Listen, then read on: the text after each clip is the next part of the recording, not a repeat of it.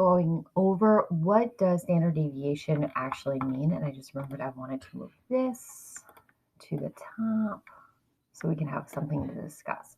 So this is what the standard deviation looks, and it should ring a bell. And you can see my little funny pun right here. It doesn't ring any bells. Well, it should ring some bells because this is actually the bell curve, right? So this is standard normal distribution.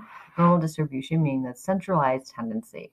So we're reading the centralized tendency, and the standard deviation is going to tell us where the majority of the information falls, and that would be this right here. So let's go back. How do we use the standard deviation that we saw? So looking at the examples from the past several days, we're using this situation where your friends had different amounts of vegetables in their refrigerator and you wanted to find out the standard deviation. So these are the steps to writing the conclusion. We started this yesterday, but there was a little confusion, so we're going to reevaluate. So first thing you have to do is find the mean of the original data. Now this is the original data, not the squared difference. So you go back to the beginning. So in this case, your friends had 2, 3, 4, 7, and 9 vegetables in the refrigerator. When we solved it, we found out the mean was 5. So once you have the mean, I'm just going to kind of bold and underline that for us, you have to figure out the standard deviation. Well, through a lot of our work, we discovered that the standard deviation of our friends' vegetable data was plus minus 2.6. Now, I'm going to pause here and discuss what plus minus means.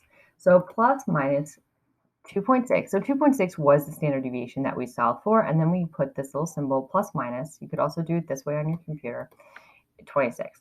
The reason we do that really comes down to 3 and 4. So we have to subtract the standard deviation from the mean. So I have 5, which was the mean, and we subtract the standard deviation, which gives us 2.4. Then we add the standard deviation to the mean. So we have 5 plus 2.6, which equals 7.6. Hence the plus minus. We kind of have to do both things to get two different answers. And we have this when we have something that looks like a bell curve.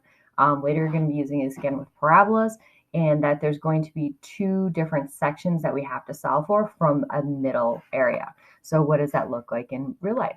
So here's the middle area, right? The mean. So we see 5 right down here.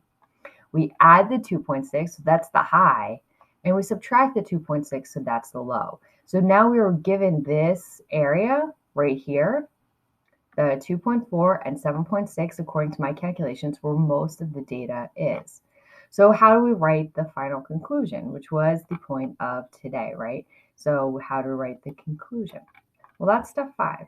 We're going to actually use a pre-prescribed sentence. So you're going to be stating the high and the low value in the sentence. So in our sentence is, in the conclusion, the majority of the data for this scenario is between the low number and the high number. So what this looks like for us, in conclusion, the majority of data for this scenario is between 2.4, that solved low number, and 7.6, that solved high number, which again is also represented here in the low and here in the high. You will most likely see a lot of this on graphs. However, I want us to bring it home and really understand what that means. So today you're going to be showing your notes just like I did in the highlighted, but you're going to be doing it here. I broke down all the information for each scenario, and that way it'll be easy. So you're going to do the math, the plus, and then the minus, and then you're going to write that conclusion sentence. All right, you guys got this. I look forward to seeing it.